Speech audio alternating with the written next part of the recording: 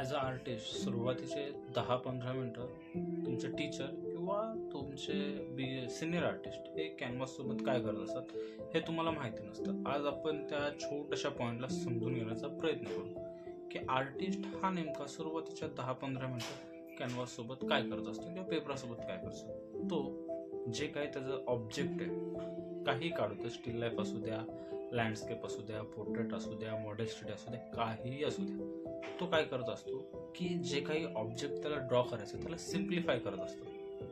मग सिम्प्लिफाय करण्याचे प्रत्येकाचे वेगवेगळे मेथड्स असतात.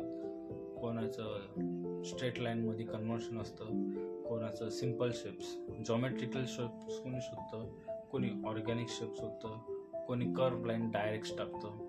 प्रत्येकाचं आपली पद्धत असते ड्रॉइंगला सिम्प्लिफाय करण्याची. आणि सुरुवातीचे जे 10-15-20 मिनटं आर्टिस्ट कॅनव्हाससोबत किंवा कागदासोबत जे काही करत असतो ते ड्रॉइंगला सिम्प्लिफाय करण्यासाठी काम करत असतो.